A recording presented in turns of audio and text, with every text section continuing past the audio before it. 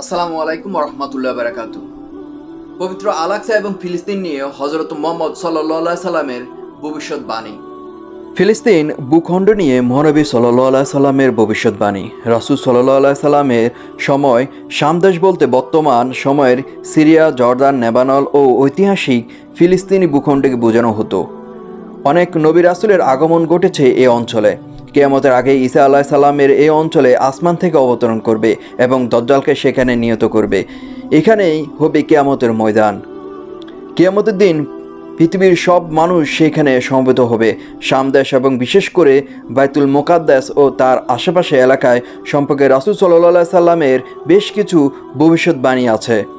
সত্যবাদী দলের অবস্থান। উম্মতের মধ্যে একদল বিশেষ শ্রেণী লোক থাকবে যারা সত্যের পথে লড়াই করতে থাকবে। তাদের সঙ্গে আল্লাহর সাহায্য থাকবে।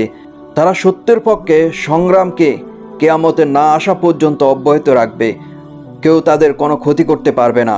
হাদিসের ভাষ্যমতে এই দলটি শাম দেশে অঞ্চলে অবস্থানকারী হবে।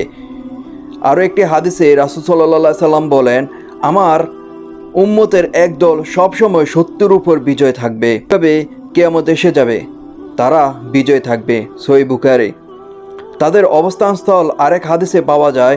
রাসূল সাল্লাল্লাহু আলাইহি সাল্লাম বলেন, আমার উম্মতের একটি দল সত্যের উপর বিজয় থাকবে। শত্রুর মনে পরাক্রমশীল থাকবে। দুর্ভিক্ষ ছাড়া কোনো বিরোধী পক্ষ তাদের কিছুই করতে পারবে না। আল্লাহর আদেশ তথা কিয়ামত পর্যন্ত তারা এমনই থাকবে। সাহাবায়ে কারাম জিজ্ঞাসা করলেন, হে আল্লাহর রাসূল, তারা কোথায় থাকবে? রাসূল সাল্লাল্লাহু আলাইহি সাল্লাম বলেন, তারা বাইতুল মুকাদ্দাস ও তার আশেপাশে থাকবে। ভবিষ্যৎ পরিস্থিতি ও হাসরের ময়দান। মসজিদুল আকসা সব সাহাবীর হৃদয়ে উপস্থিত ছিল। নারী সাহাবীদেরও মনও এর প্রতি ছিল ভালোবাসা ও অনুরাগ। রাসূল সাল্লাল্লাহু আলাইহি সাল্লাম নিজেই মসজিদুল আকসায় যেতেন ও নামাজ আদায় করতে উৎসাহিত করছেন। তবে এমন সময় আসবে যখন মানুষ মসজিদুল আকসায় পৌঁছাতে সক্ষম হবে না। তাদের জন্য বিকল্প ব্যবস্থা রয়েছে। তা হলো বাইতুল মুকাদ্দাস ও সেখানে অবস্থানকারীদের প্রয়োজনীয় সহযোগিতা করা, মসজিদুল আকসা আলোকিত করতে অবদান রাখা। অনেক সাহাবী মৃত্যুর আগ পর্যন্ত জেরুজালেমের বাতি জ্বালাতে তেল কেনার জন্য প্রতি বছর অর্থ পাঠাতেন। মাইমুনা রাদিয়াল্লাহু তাআলা থেকে বর্ণিত, রাসূল সাল্লাল্লাহু আলাইহি সাল্লাম বলেন, হে আল্লাহর রাসূল, আমাদের বাইতুল মুকাদ্দাস সম্পর্কে কিছু বলুন। তিনি বলেন, বাইতুল মুকাদ্দাস হলো হাসরের ময়দান, পুনরুত্থানের জায়গা। তোমরা তাতে গিয়ে নামাজ আদায় করো, কেননা তাতে এক ওয়াক্ত নামাজ আদায় করা অন্য মসজিদে 1000 ওয়াক্ত নামাজ আদায়ের মতো।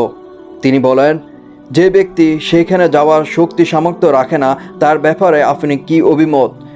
রাসূল সাল্লাল্লাহু আলাইহি সাল্লাম বলেন, সে যেন তার জন্য জ্বালানি তেল হাদিয়া হিসেবে প্রেরণ করেন, কেননা যে বাইতুল মুকাদ্দাসের জন্য হাদিয়া প্রেরণ করেন সে তাতে নামাজ আদায়কারী ব্যক্তির মতো সওয়াব লাভ করবেন।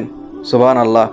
ঈসা আলাইহিস সালামের অবস্থানস্থল ও দাজ্জালের মৃত্যুস্থান। ঈসা ইবনে মরিয়ম আলাইহিস সালামের দ্বিতীয় আকাশে অবস্থান করছেন।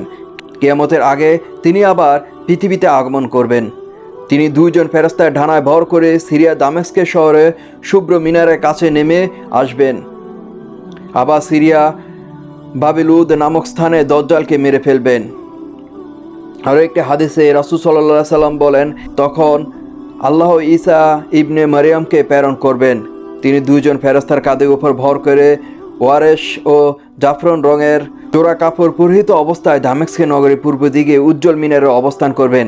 যখন তিনি তার মাথায় ঝুঁকাবেন, তখন ফোঁটায় ফোঁটায় ঘাম তার শরীর থেকে গড়িয়ে পড়বে। তিনি যে কোনো কাফেরের কাছে যাবেন, তার নিঃশ্বাসে বাতাসে ধ্বংস হয়ে যাবে। দৃষ্টি যতদূর পর্যন্ত যাবে তার শ্বাসও ততদূর পর্যন্ত পৌঁছাবে। তিনি দাজ্জালকে সন্ধান করতে থাকবে। অবশেষে তাকে সিরিয়া বাবিলুদ নামক স্থানে গিয়ে পাকড়াও করবেন এবং হত্যা করবেন। মুসলিমদের সেনা ছাউনি। এক সময় মুসলমানদের আশ্রয়স্থল হবে দামেস্কের নগরী, আর তাদের সেনা ছাউনি হবে তার পার্শ্ববর্তী গোতা নগরী।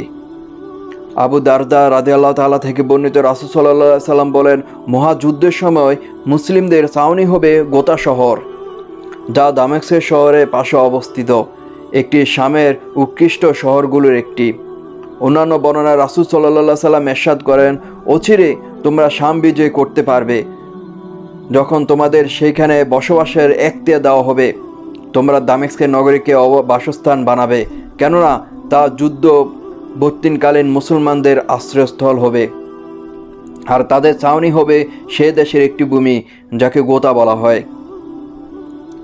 এসব ভবিষ্যৎবাণী প্রমাণ করে যে কিয়ামত যত ঘনিয়ে আসবে, ফিলিস্তিন অঞ্চল ততই আলোচিত ও অপরিহার্য অঞ্চলে পরিণত হবে।